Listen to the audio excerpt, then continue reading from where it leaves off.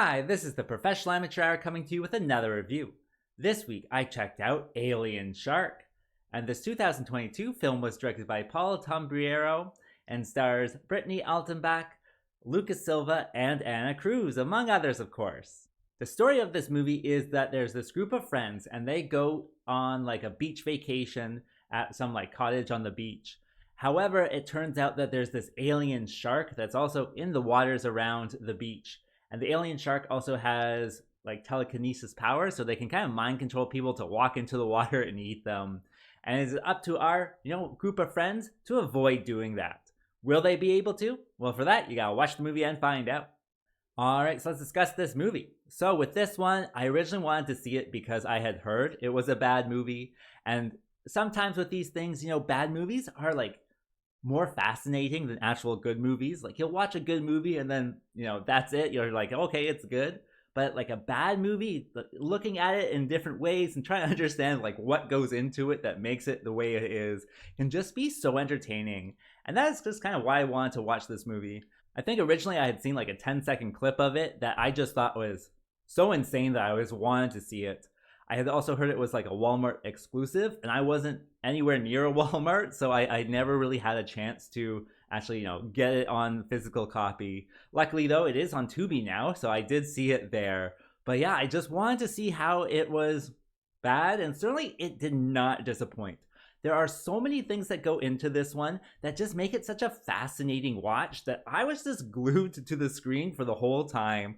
There is just so many things that make it like it was made by an alien is how I could describe it. It seems like someone was like described what a movie would be like and then made this movie. And it's just so fascinating with how everything just kind of works out.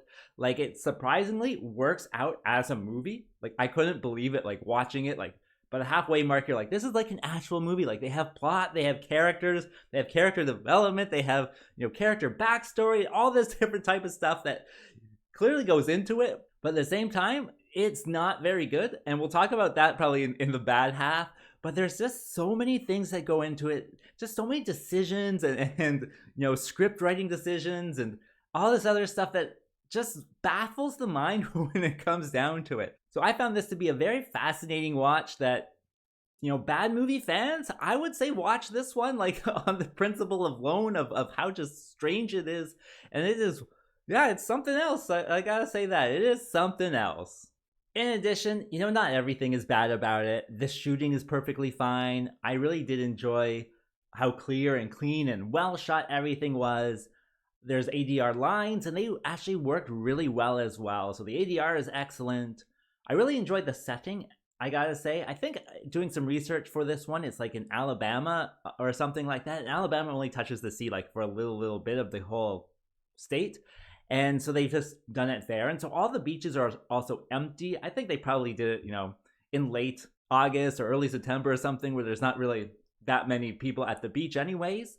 And so I really did enjoy the setting. I liked also that everywhere, like you could see like oil rigs doing their oil thing in the background. And I'm just like, wow, like what beautiful scenery, all these oil rigs all over the place. And so I certainly enjoyed different aspects of it that, certainly worked for what it was. So yeah, not totally bad.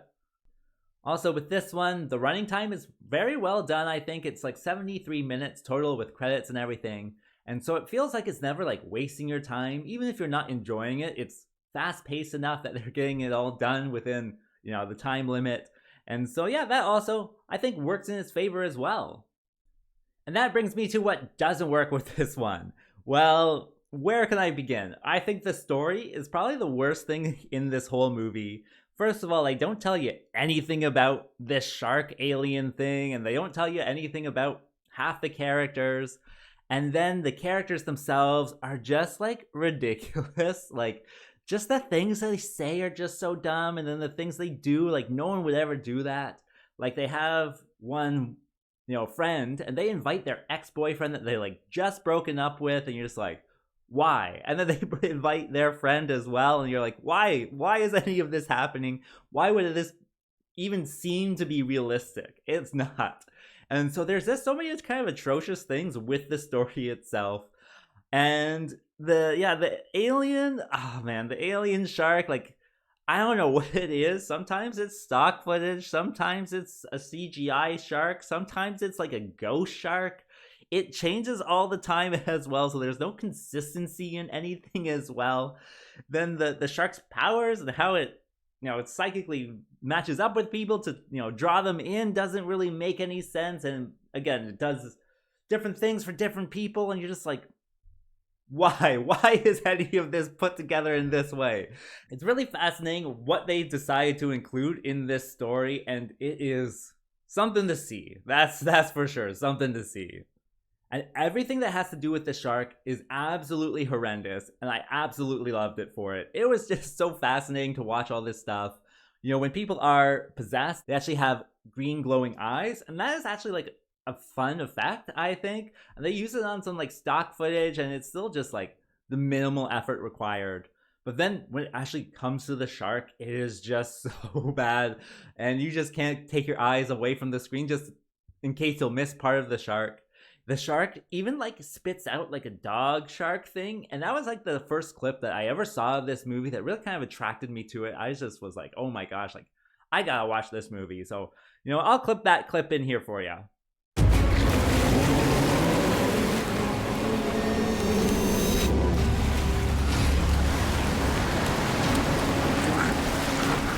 And so if you just want to see something ridiculous, this is the movie to watch. There were so many moments in this one where I just had to say like, oh my gosh, like this is ridiculous, this is horrendous. And then something else would happen and be like, oh my gosh, like what is happening now? And I was just saying OMG so many times in this movie, and just the shock value of like most of this stuff just, I don't know, made a worthwhile watch for me. Certainly it doesn't make it good. Certainly makes it for something that not a lot of people enjoy, but the people who will enjoy it, I think will get a real kick out of it. And, that is, something. As for my recommendation, well, you gotta be like me. You gotta be a bad movie lover in order to enjoy this one. So if that is you, then, turn this one on. It is available on Tubi. For the longest time, it was a Walmart exclusive, so I'm glad, I was able to see it. And yeah, press play if you want to. As for a score, well, I'll give it the hilariously bad score of 3.4. I did think it was funny, but, not a laugh a minute or anything like that. And so if you can, watch it ironically and enjoy it that way, I would recommend it. And with that being said, I think that's it for me. So like and subscribe, and I'll see you next time.